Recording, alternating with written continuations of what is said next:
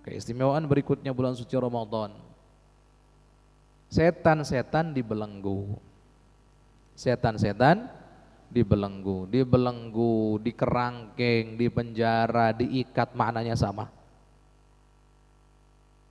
Keistimewaan bulan suci Ramadan tidak terdapat di bulan-bulan lainnya, tidak.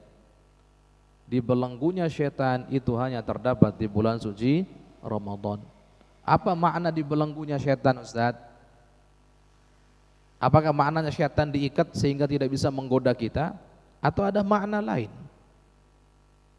Maka para ulama ada perbedaan pendapat di sini. Walaupun perbedaan pendapat ini mengarah kepada hal yang mirip-mirip. Kami jelaskan. Ada yang mengatakan dibelenggu beneran, jadi setan-setan itu diikat betul setan-setan. Enggak bisa menggoda manusia.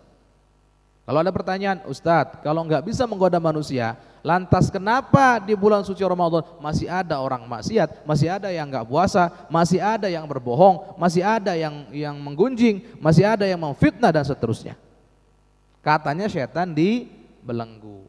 Maka jawabannya, untuk kita bisa maksiat tidak perlu dengan godaan setan. Kenapa? Karena kita punya hawa nafsu. Dengan hawa nafsu kita saja, saat hawa nafsu ini liar luar biasa, maka kita akan terjerumus kepada kemaksiatan. Karena model hawa nafsu orang awam seperti kita ini adalah hawa nafsu yang pertama tingkatannya, yaitu al-ammarah bisu, hawa nafsu ammarah yang senantiasa mengajak pada keburukan. Jadi begitu. Jadi bisikan yang masuk ke kita itu ya bisikan hawa nafsu, sehingga kita maksiat di bulan suci Ramadan. Jadi jangan selalu nyalahkan setan deh, bentar-bentar setan salahkan, enggak, kita punya hawa nafsu. Betul, hawa nafsu itu memang kendaraan atau tunggangannya setan, atau pintunya setan untuk bisa masuk menggoda kita. Artinya kalau kita punya hawa nafsu yang liarnya luar biasa, ditunggangi oleh setan dengan godaan-godaannya, maka ajakan kepada kemaksiatan lebih berat lagi. Itu benar. Tapi tanpa ditunggangi setan pun hawa nafsu sudah bisa mengajak kepada kemaksiatan. Jadi kalau ada kok di antara kaum muslimin yang bermaksiat di bulan suci Ramadan, itu bukan karena godaan setan, tapi karena ajakan hawa nafsu. Ini menurut pendapat pertama, bahwa setan itu memang dikerangkeng, dibelenggu, diikat betul-betul secara sungguhan. Tapi ada pendapat kedua. Pendapat kedua ini juga ada sandarannya, bukan sekedar main takwil begitu, enggak. Pendapat kedua mengatakan maksud setan dibelenggu itu, setan itu pengaruh godaan di bulan suci Ramadan sangat lemah. Sangat lemah, tidak semudah saat di luar bulan suci Ramadan. Kalau di luar bulan suci Ramadan, setan gampang sekali ngegoda kita. Bulan suci Ramadan tidak gampang, tidak mudah. Maknanya berarti godaannya lemah. Begitu. Kalau yang pertama tidak bisa menggoda sama sekali, yang kedua ini bisa tapi sangat lemah.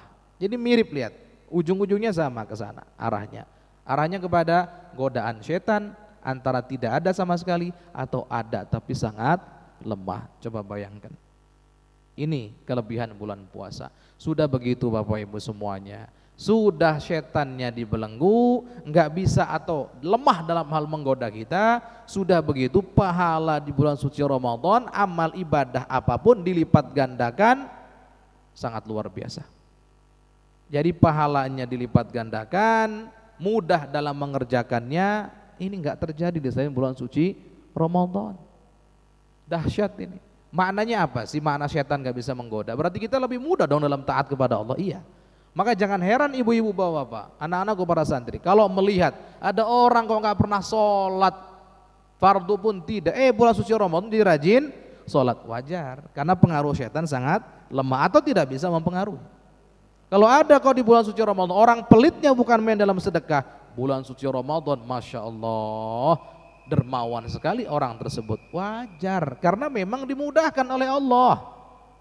Sudah dimudahkan tadi, karena setannya dibelenggu tadi, sudah begitu pahalanya dilipat gandakan. Jadi dimudahkan jalannya, dimotivasi pula dengan banyaknya kebaikan. Masya Allah, ini luar biasa. Ini hanya terjadi di bulan suci Ramadan. Maka kenali nih bulan suci Ramadan itu begini nih. Oh, ini ya, sangat luar biasa.